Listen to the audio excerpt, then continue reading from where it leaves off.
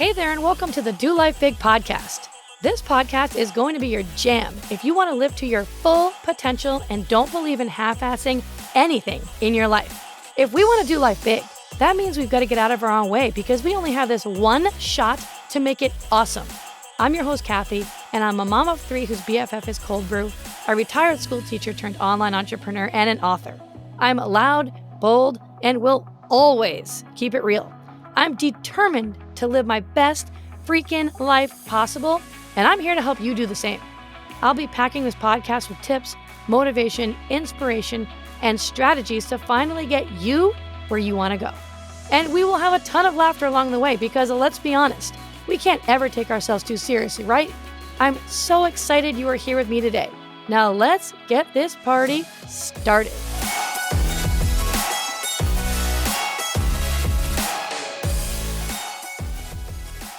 Hi, my friend. What's up? And welcome back to Do Life Big. I am so excited to have you here. I think that you are really going to enjoy today's episode.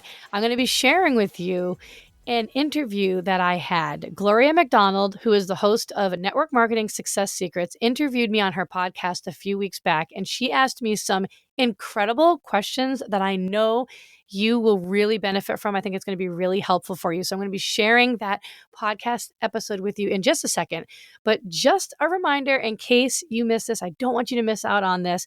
Coming up on May 16th, I am going to be running a completely free live workshop called Unleash Your Business Potential. Now, this is for someone who is either in the network marketing industry or you're an online entrepreneur and you've had plateaued or declined income growth and it's been at least 3 months and you really want to see that growth. Like, you have big dreams, you have big goals, you have a big vision for your life. You're someone who's putting in the work, but you're just not getting the success that you want. And you can't seem to understand why. You can't seem to wrap your brain around why success seems harder for you than the other people who you are watching succeeding. Or maybe you're someone who's brand new to business and you just want to have explosive income growth right from the beginning.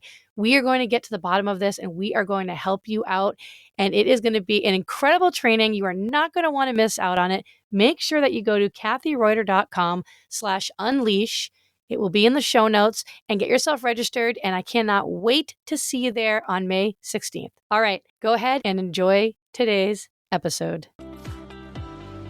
Welcome, everyone. Today, I am very, very excited to be with Kathy Reuter. Kathy is a network marketer extraordinaire. And today we're going to talk about how overcoming limiting beliefs, those nasty little sniggly limiting beliefs, is the fastest way to break out of a plateau. So welcome, Kathy. It's great to have you here today. Oh, thanks for having me. I'm excited to be here. Yeah, Kathy, can you tell us just a little bit about your background in network marketing? When did you get involved? How did you get involved? Have you been with like 12 different companies before you finally had success? Okay. So yeah, this is a very interesting story. So actually, I started out as an elementary school teacher with my master's degree in special education before I had children. So I have a son who's 10, a daughter who's 9, and another son who's 3.5 years old. And so I was a teacher before I had them for 10 years. I resigned from teaching to be a stay-at-home mom. And then about 2 years into the journey, when my daughter was 4 months old and my son was about 22 months old, was when our back was against the wall and we had massive amounts of debt and we had completely depleted our entire savings account, living off of one income, which my husband was providing.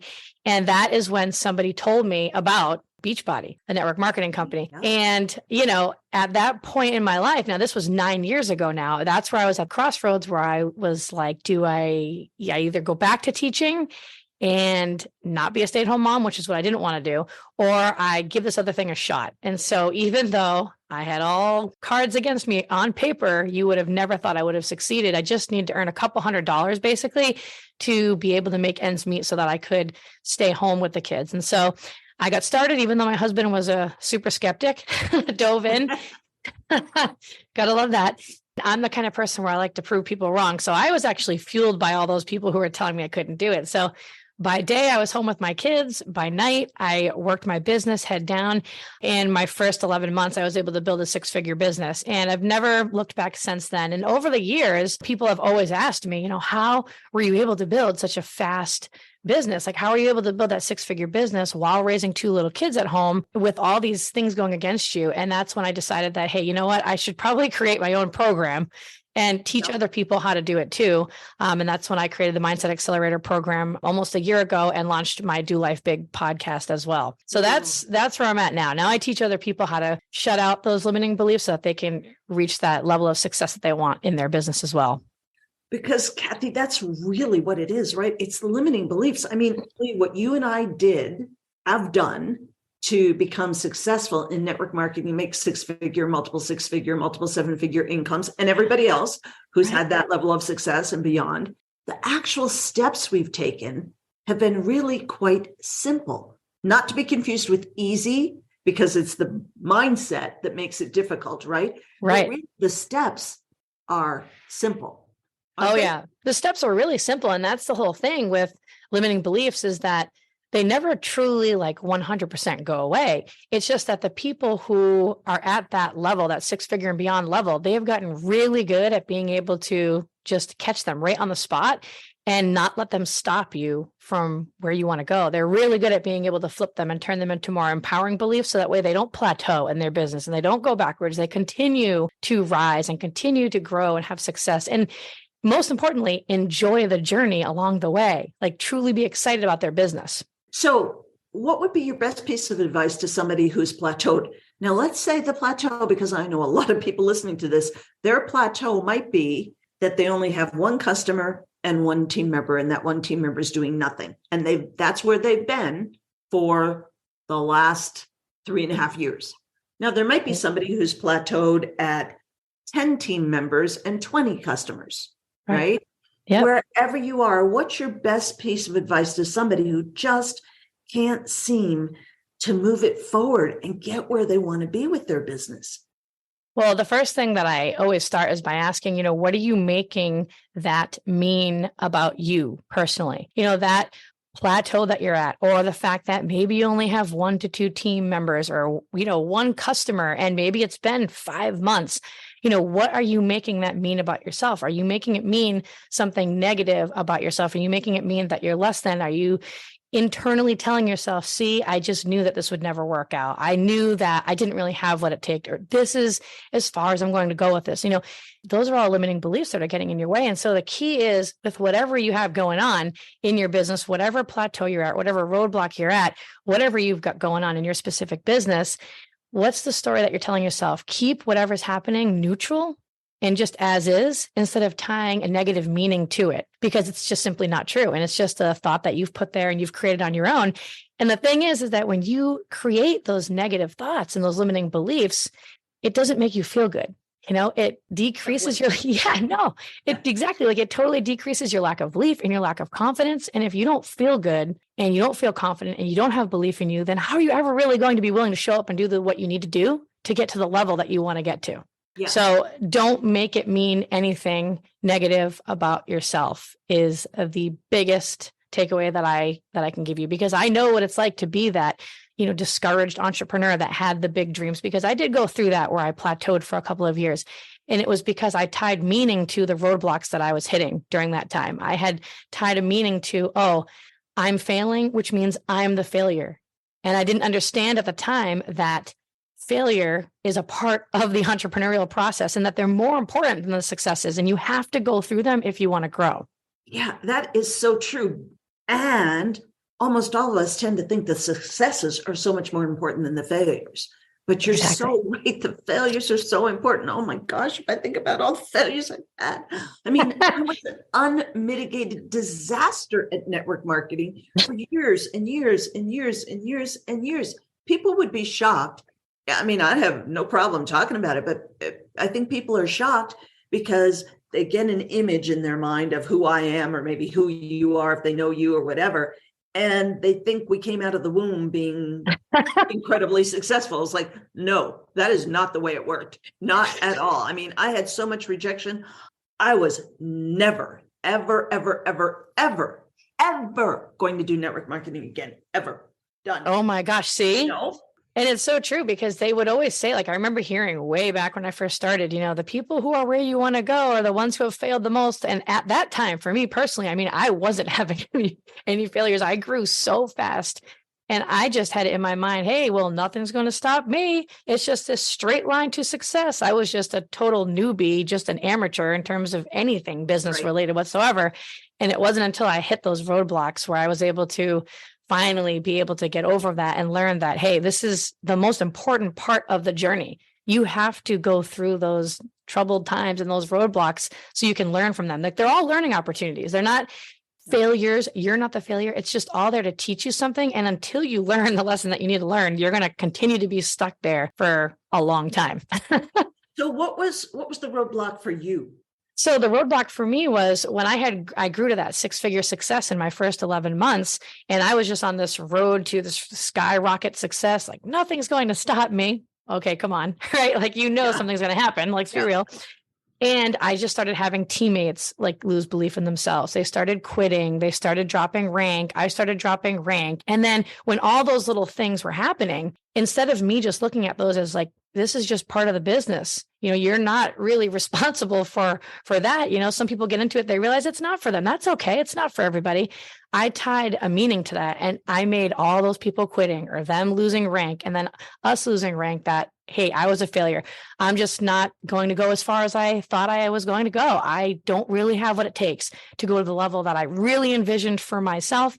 Or if I was a great leader, people wouldn't be leaving. So these were the kinds of stories that were all made up that I was putting inside my head. And they were just sucking the life out of me. And I just felt burnt out and exhausted. And I didn't want to do my business anymore.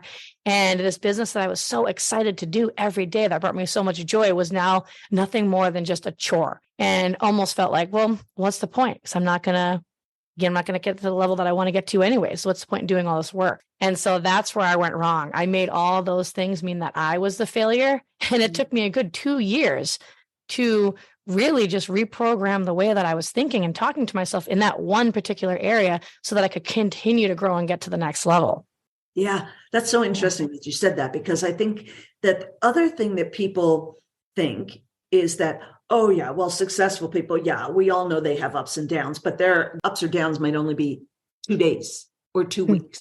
Yeah, no. But it's interesting that you said 2 years, because a lot of people know that I lost everything, not in network marketing, but I had a matchmaking business and I lost everything, cash. Oh my gosh. Retirement savings, everything when I was 56 years old. Not a good time to do that, by the way. It took me a good solid 2 years of nonstop mental work. I had to rebuild myself. It was grueling mentally, emotionally. Oh, it is. And it was 2 years. So interesting that you said that. Oh yeah, it's a long process, and it can be, most people would have totally thrown in the towel and quit. But in my mind, like, there's no quitting in my blood. So I was like, I am going to figure this out. And so that was my biggest struggle, is that one limiting belief was making failures and roadblocks in my business mean that I was the failure or wasn't meant to really go the distance. So kudos to you, because you're obviously much stronger than I am, because it's not that quitting isn't in my genes, although I would say that's probably true. But for me, at 56 years old, I needed to make money. I mean, I had no retirement left. Yeah. I've been an entrepreneur for, I don't know, like 15 years or so. I had no retirement income left. I cashed it all in. Oh my gosh. In retirement, hire me. I've been out of the workforce for 18 years, I think, by that point, because I've been an entrepreneur for that long. So nobody's going to hire me. I need income just to pay for the mortgage and the car and food on the table and everything else. And my back was so up against the wall, I had to do it. I had no choice. Mm-hmm. So kudos to you for doing it when you have no choices, right? Oh my gosh. I feel like, though, when your back is against the wall like that, that's when you really can see what you're made of. I mean, that's amazing. That saying that the enemy of great is good. And I think that's so true for so many of us. Life's okay. So I don't really have to do that much with this network marketing business thing, Exactly. And I would say that to myself all the time. I started justifying my plateau, I started saying things like, well, Kathy, you only ever wanted to earn a couple $100 every month, for God's sakes. I mean, you've way surpassed that, a couple $100,000. Just be grateful for how far you've come. You should be thankful this opportunity came into your life. Be grateful for what you did. You're just not going to go as far as you wanted. Who cares? That's what I was telling myself. But really, it was just me just kind of tapping out and listening to that, that negative talk in my mind telling me that you're just never going to go as far as you thought. So for people who are listening to this, what are some of the most common limiting beliefs that people might or might not be aware that they have? Yeah. So a lot of them that I hear, I mean, there's so many of them, Yeah. really, but the most common ones are people saying that they don't have enough time, or when they look at other people, like they're constantly doing that comparison game and they're looking at other people and they're saying things like, well, of course they can do that. Of course they're growing their business as quickly as they can. They do this full time, or they have a nanny, or they have help, or they have more time, or they have a supportive husband. So they're kind of blaming their growth on all the external circumstances that are going on versus looking at themselves and really understanding that they're the ones responsible for it. Or maybe they're stuck. And so now their limiting belief is, I've tried everything. I'm just stuck. That's a limiting belief too. That's a really common limiting belief. Or who am I to have such big goals anyways? I hear that one a lot, just not really believing that they're worthy and deserving of the success that they see other people having, even though deep down they know that they're meant for more. Yeah. They still have that thought on repeat in their mind, like, well, who really am I to set such lofty goals? Right. Yeah. So let's say I'm aware that I have a limiting belief. Ooh, okay. What do I do? What steps should I take if I'm aware that I've got a limiting belief? So definitely, and you can put this in the show notes, I'm sure too, but I did create a free guide that will really be helpful for your listeners. It's kathyreuter.com/think this, not that. It has all of the most common limiting beliefs that online entrepreneurs think and what they think, and then what they should think instead, that more empowering belief that they can think instead. That's really the key to these people who you see having such extreme success. So anyways, you have this limiting belief, and what are you supposed to do with it? So this is where we have to understand that you have this limiting belief, you have this negative thought that's in your mind, like, I'm never going to go as far as I thought I was going to. And every time you have that limiting belief, your thoughts create these feelings. And so it's this cycle, because ultimately at the end of the day, the results that you want and the results that you have right now in your business and your life are all created by the thoughts that you've had in the past. It's your thoughts that create your reality, right? So you have these thoughts now, which aren't serving you because it's a negative thought, it's a limiting belief. And then those feelings those thoughts create feelings in you. They either are feel good feelings or they're going to make you feel lousy. So when I was thinking that thought, for example, back in the day, the limiting belief of you just don't have what it takes to grow to the level that you had envisioned, that was making me feel like garbage about myself. And when you feel that way, your feelings either get you to take inspired action, which is going to move you closer to the goal that you want, or it's going to cause you to take inaction and do nothing. And so when I started having that limiting belief and I was feeling like garbage about myself, that's when I started to kind of go through the motions still. I was always still working, but I wasn't coming at it with energy or enthusiasm or confidence because I didn't really deep down believe it was going to do anything. And I started to become a little bit inconsistent. And so those actions that you take then go on to create results. And the results are either going to be the results you want or the results you don't want. And because of that limiting belief that I had, I wasn't getting the results I wanted. My income wasn't growing. I wasn't feeling fulfilled. I wasn't excited by my business anymore. I didn't really want to do it. Those feelings that you have, that whole end result just solidifies those beliefs, and the cycle just goes on and on and on and on.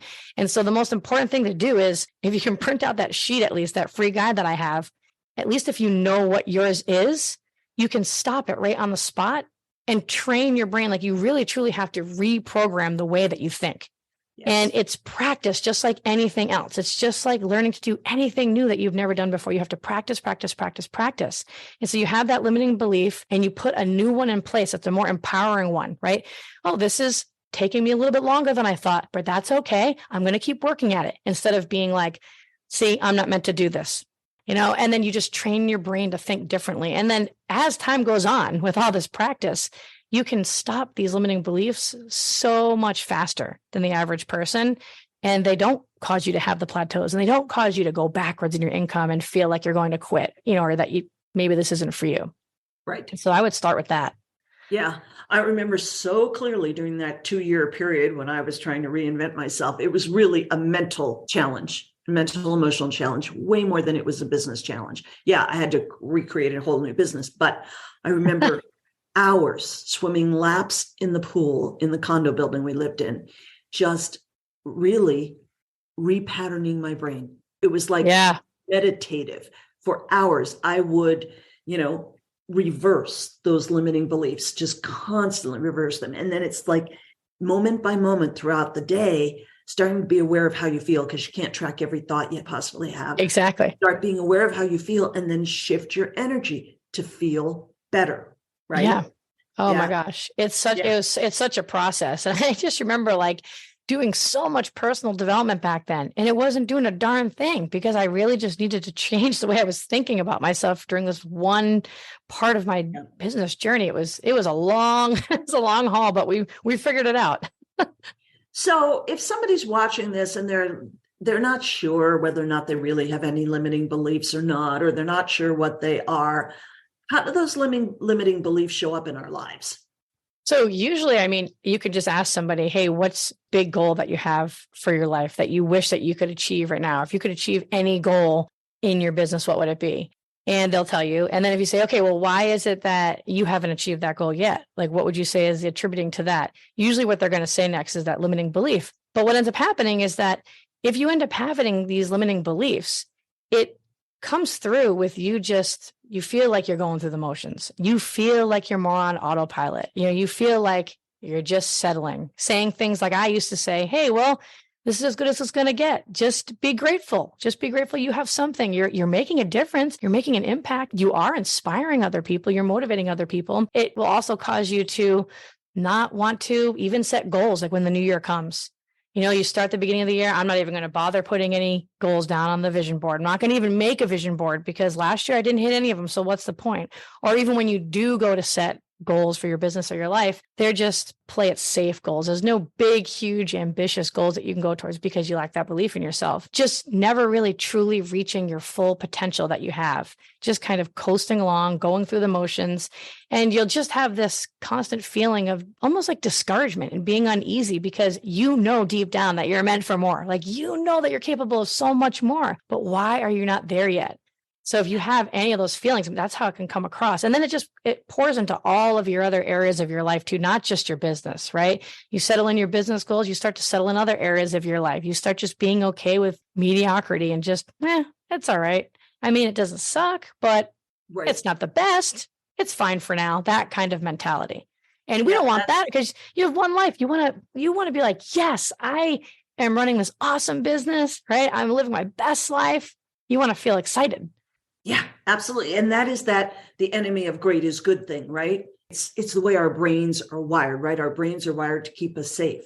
It's true. Even if what we know is not great or not good. It's why we hear these stories all the time of abused and battered women who stick in a really bad relationship, an abusive relationship. It's because it's what they know. And even though it's not physically safe or mentally, emotionally safe, their brain still, because it's the known. Safe, right? So we keep ourselves in a safe mode. It's true. Your brain just wants to keep you comfy, cozy, and keep you right where you are. And anytime any kind of new idea pops up that maybe you have an idea to do or something out of your comfort zone, it will do whatever it can to get you to not do it because it's just trying to protect you. So Absolutely. You have to force yourself to just do it anyway. You have that instinct, you have that gut feeling, do it anyway. Listen to it. Yeah. And let's be honest, is it easy? No. It's not always easy at all, right? It's so not. What would you say was your toughest challenge going through that 2-year period? Yeah, well, honestly, I think it was just my internal voice all the time because I had so much confidence and belief in myself. And I was proud of myself. Yeah. And when I was going through that 2-year period, I just losing that belief in myself, really wondering, am I ever going to regain this belief in myself? Am I ever going to be able to regain that confidence that I had in myself? it was affecting me subconsciously all the time. I was more moody going around all the time, just the way I was acting. I wasn't as happy. I was constantly stressed because I was plateaued and I wasn't growing. And that stinks, right? Like if you're not growing, it's boring. It's fun when you're growing, right? When you're growing, and it just allows you to have more of an impact. So I would say definitely the hardest part for me was just battling through those internal voices and losing that belief and confidence in myself, going from being so inflated with so much confidence and energy and enthusiasm all the time to like shrunk down, like someone just kind of burst my bubble a little bit. Do you remember a turning point? Was there a specific turning point for you? I do actually remember my turning point. I'll never forget it. So I was actually up in Massachusetts at the time, and I was walking around this field up there, and I was listening to personal development. And I was listening, his name is James Wedmore. I don't know if you've ever heard of him, but he runs the Mind Your Business podcast. And he had a guest speaker on there, Jim Fortin.